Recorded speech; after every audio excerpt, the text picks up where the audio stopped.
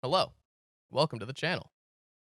Yo, so if you're a longtime viewer of the channel, you know it's been a while since I've uploaded. If you're new, hopefully I can bring you some value. We're gonna go through the hut deep dive, see what's new, see how you can take advantage of it to get better rewards, how you can um, look at the game mode differently this year. If you're someone who's undecided on whether to buy the game or whether to play hut, maybe it gives you some intel on what to expect.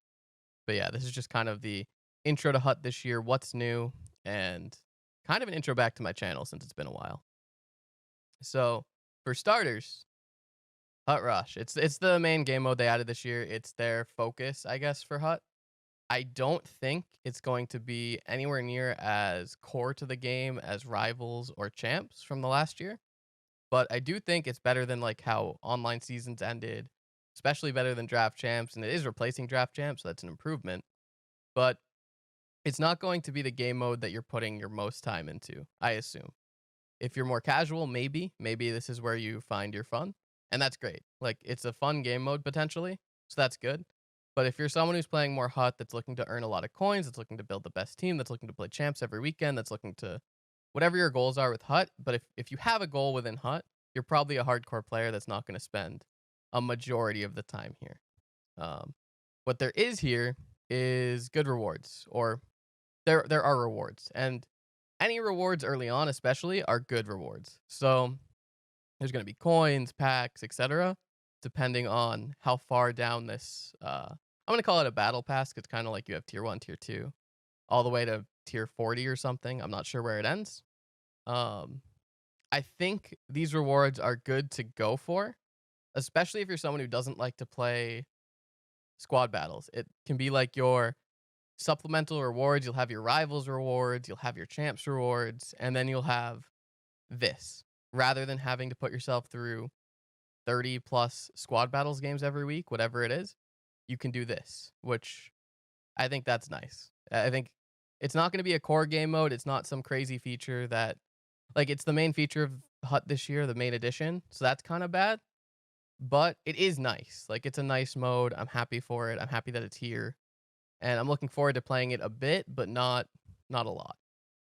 Um, it has like a Tony Hawk Pro Skater combo type of feel for skill points, but ultimately winning and losing is determined by the score still. Your goal is to progress through the battle pass, and you get points by scoring cooler goals, but you'll probably be more efficient just sort of scoring any type of goal and not worrying too much. And then maybe if you have like a 2 on 0, you do it through the legs pass cuz it'll add a couple points, but ultimately you're just kind of putting your nose to the grindstone, scoring as many goals as you can, and moving on. Maybe someone will make a competition to see who can score like the biggest multiplier goal, and then you can work on that. But for the most part, it's just gonna be pretty standard gameplay. What it does have though is like 3 on 3, I guess, and it does replace draft champs with drafting players, and you're not going to have like 3 lines of silver players. You're just going to have the 4 people you draft for 3v3, or you draft 6 people for 5v5 and you don't have line changes. So I think that's cool. It focuses more on trying out those players rather than having like only using them 10 to 15 minutes a game with line changes. So I like that a lot. You don't have to worry about having like your bronze and silver players on the ice because draft champs was kind of a mess of a game mode. But yeah, that's kind of what to expect for Hut Rush. For Synergies, this year they changed them to icons on the card rather than just letters, which I don't know. That's kind of a neutral change. I don't really care too much. The silver ones are player synergies as we had before, and we still have team synergies as well. They're in gold, so now they're differentiated a little bit better. They look relatively balanced. I haven't gone too deep into it to see what's the absolute best, like which ones to look for, which ones I'm excited for. But there does seem to be basically, if you look at the column that says speed, if you go down, the ones that have speed probably worth a bit. So that's my take for now. I'll go into it in more depth later. I'm sure people will have questions about synergies, and I'll look into it closer, and I'll be building my own team. But right now, I just say look at the ones that say speed, or maybe acceleration, or agility, anything with skating, and decide what you think is best. Synergies are also a good thing if you're looking to work the market. The players that have good synergies, if they're also good enough to fit on like a fourth line are potentially going to be worth more than what they're going for right away before people figure out what they're like what synergies are good. So be on the lookout for that. Um, it might be something that people figure out right away as people are building teams, but there's potential to be cards out there that are going cheaper than they should be. Um, no more contracts and injuries. I don't think anyone's going to complain about that. If you're free to play, you don't have to worry about spending coins on things to play the game.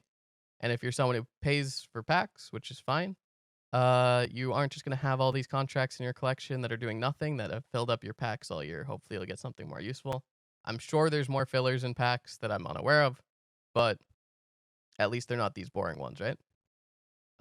Master icons. So they changed them to bronze, silver, gold.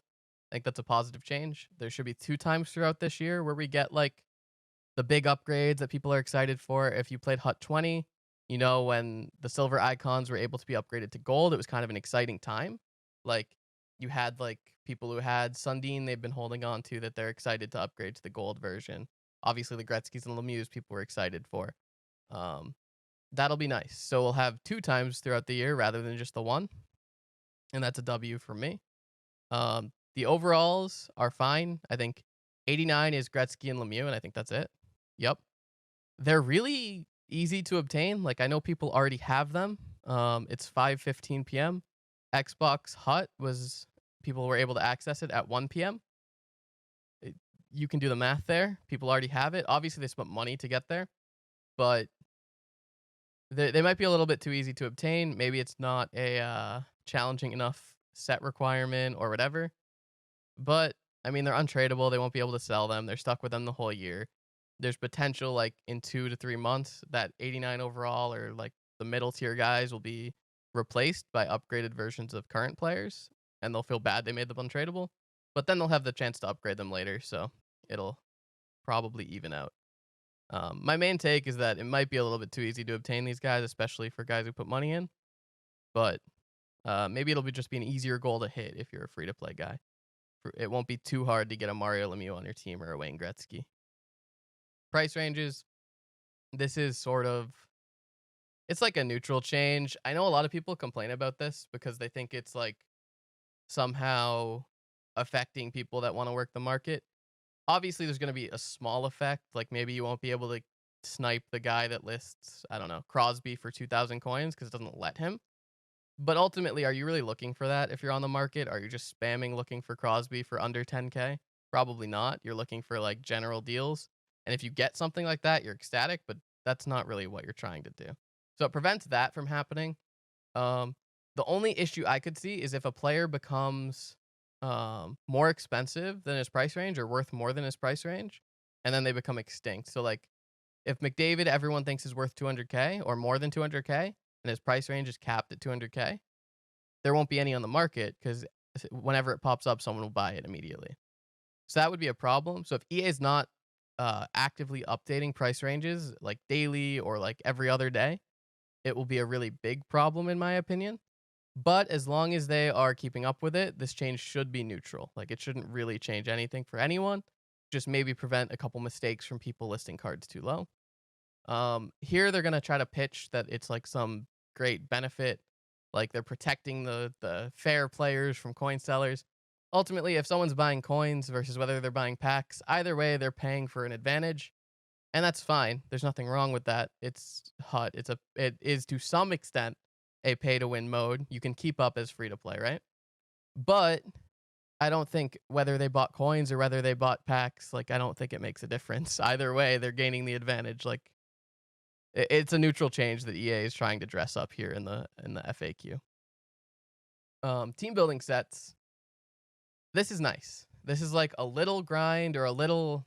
I shouldn't call it a grind. You're just buying cards off the market to make a set. Or maybe you get like untradeable versions of different cards, and then you can almost complete the set with the untradables you've earned over the course of playing for a couple weeks. And then you just go buy like the 82 you're missing. And then you can get an 85 overall. And that's nice. I think what will generally happen with stuff like this, with icons, or what were they called in the past? I think there might have still been called icons, where you had like Trevor Linden for the Vancouver collection.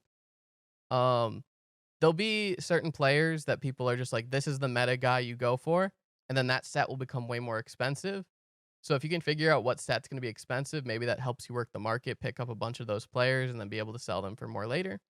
Um, and then if you want the players, just go look, see which ones fit your team, see which ones you think are good. If you're a Bruins fan, go get the Bruins guy. If you're a Canucks fan, get the Canucks guy.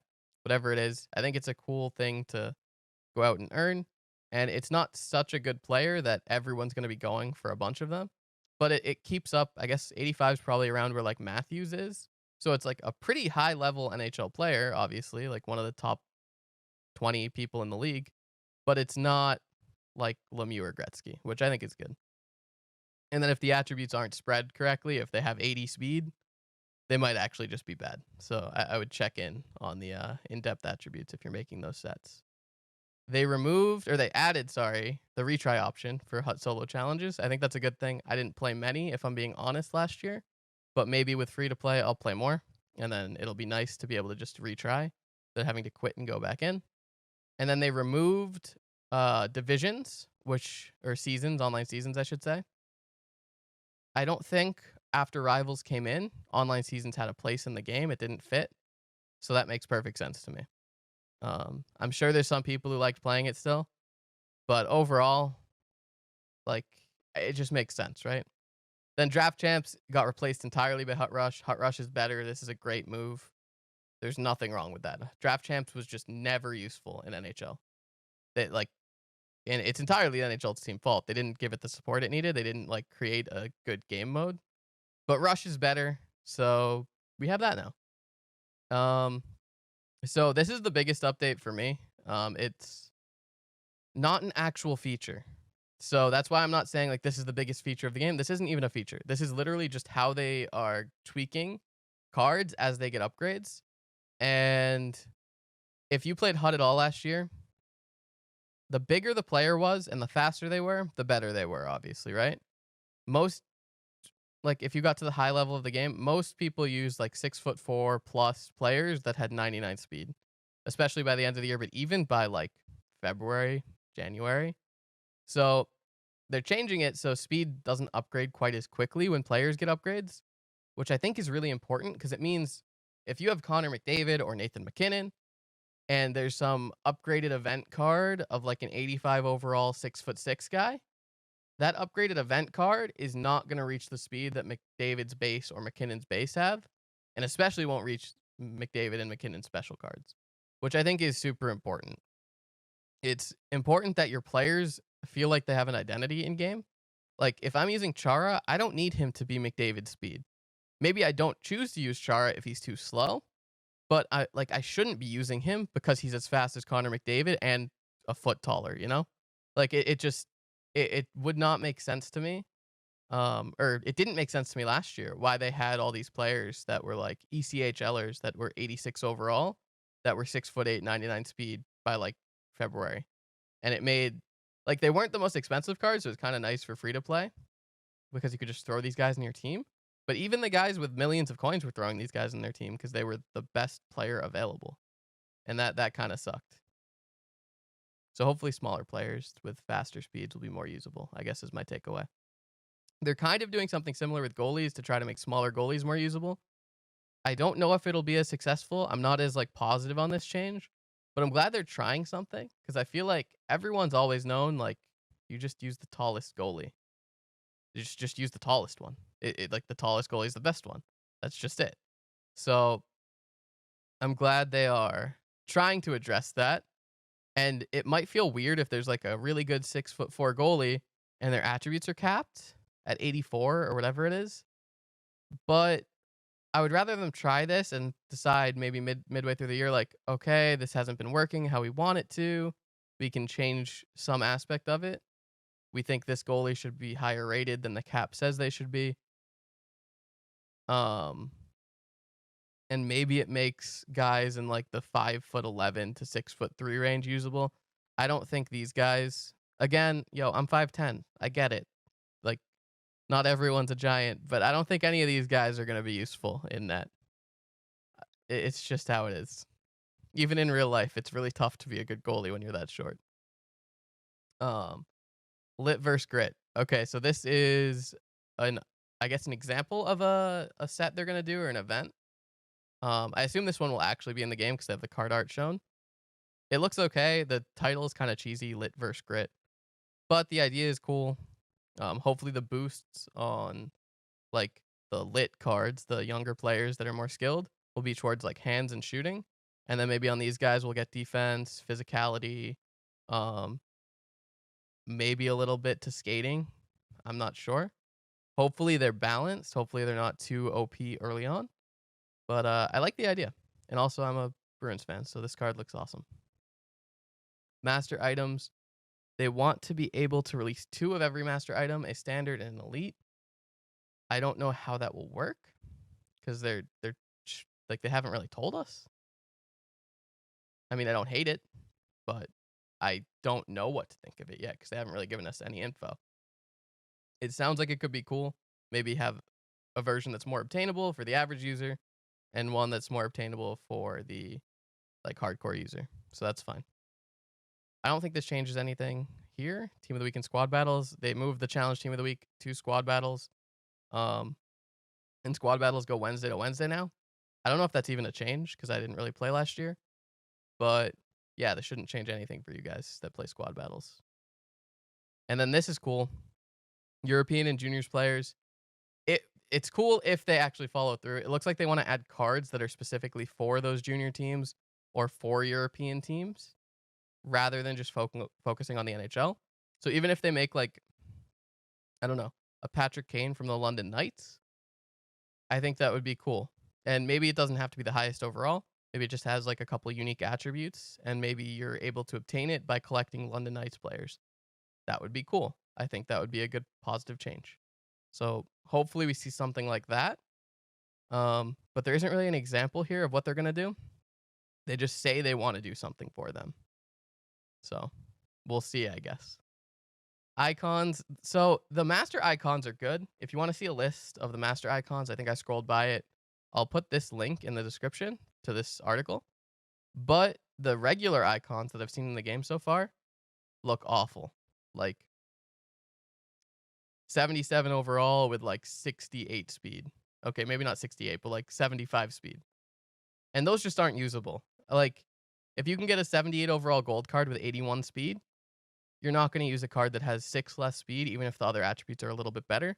So for me, these cards right now are kind of useless, but it shows that they have these cards available in game, and if they want to give one of them an event card, if they want to give like an event version of, I don't know, I don't even know if this guy's in the game, but like an event Rostislav Klesla, or like an event, I'm sure he's not in the game, but like an event Tim Thomas, even if his card is bad right now, at least they have the option to upgrade him later in an event that will be a fun card for people to use. Tim Thomas isn't in the game, by the way. There's no way. But they say Jerome McGinley, so there are examples here. Like Jerome McGinley, Eric Lindros, these are really good players that later on they'll get better cards, but right now the cards are useless.